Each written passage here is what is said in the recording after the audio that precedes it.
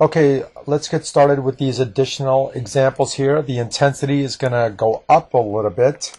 And let's start with our first one. We have 3 times 21.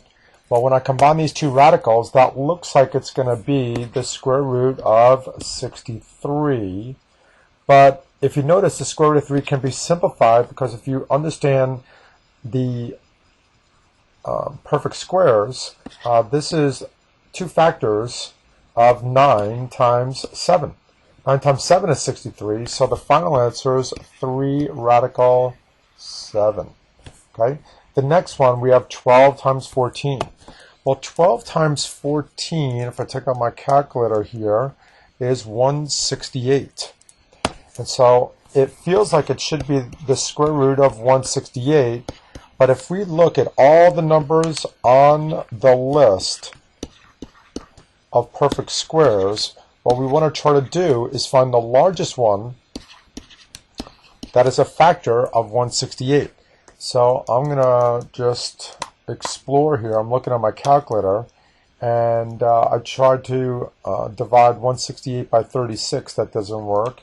If I divide it through by 16, it doesn't work. 168 divided by 9 doesn't work. I bet you 168 divided by 4, ooh, that works.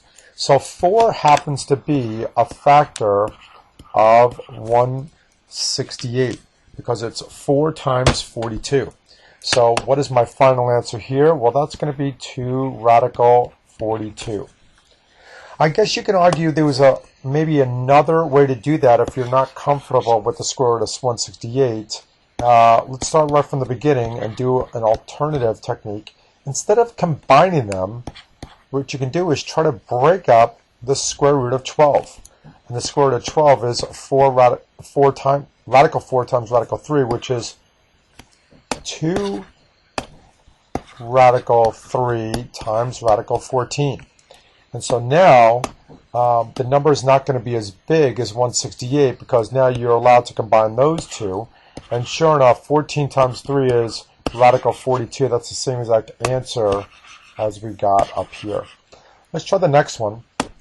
When I try the next one, it looks like I have radical 10 x squared y times radical 5xy.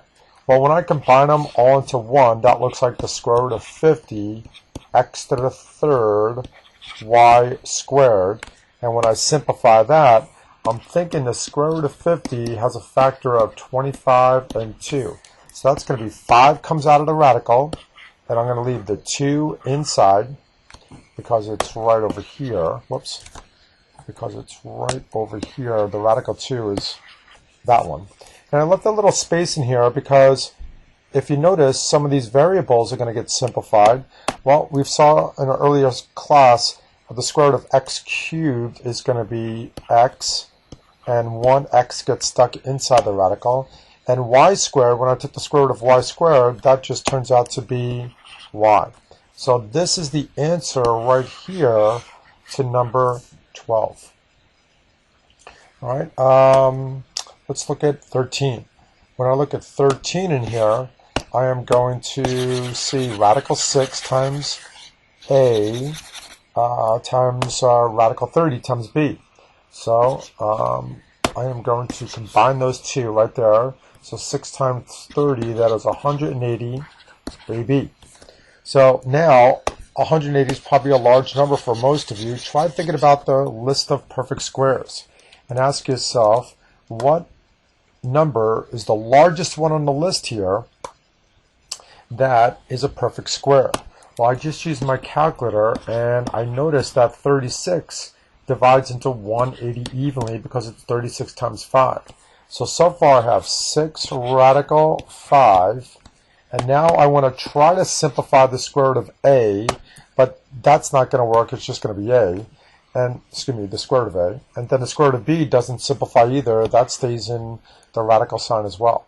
So I left a little room here hoping more stuff would be simplified, but nothing did. So my final answer is just 6 radical 5ab. All right, let's look at the next one. The next one is the square root of 45x times the square root of 3x. So when I combine those two, 40 times 45 times 3 is 135, and that's x squared. Well, now I'm thinking, what number on this list is a factor of 135? Well, I'm using my calculator right now. I'm kind of searching, and I notice 9 is a factor of 135. And so 9 times 15 is 135. So therefore, I have 3, and the radical 15 can't be simplified. Doesn't have any factors on this list in here, so I leave the radical 15 in. And this time, I have the square root of, or radical x squared, and so the x gets simplified and comes out of the radical sign. So that's the answer to this one. It's 3x times the square root of 15. Let's look at the next one in here. This looks easy. This one looks like the square root of 18, x to the 4th. Well, the square root of 18 is, well, 9 times 2 is 18, so therefore it's going to be 3 radical 2. That's how we simplify the square root of 18. And since it's the square root of x to the 4th, that is going to be x squared when it gets simplified. So that's the final answer there. The next one in here, when I combine these, this looks like radical 45 a squared. And once again, radical 45 can be broken down into 9 times 5. So this answer is going to be 3a radical 5. If you're thinking about how we simplify the a squared, only the a comes out of the radical. This next one in here, we have the square root of az times the square root of bz. So when I combine all together, and I keep it in alphabetical order, abz squared, the only thing that's going to get simplified here is the z squared, so the final answer is z times the radical ab. And I have one more left in here. This is 24 times 6, but I'm thinking instead of combining, well, let me do combine it, because when I combine it, you're going to see it becomes a really nice number. So when I combine these two, 24 times 6 is 144. Isn't that a nice number? How many m's do I have altogether? Well, m cubed times m squared is m to the 5th, and n to the 1st times n squared is n to the 3rd.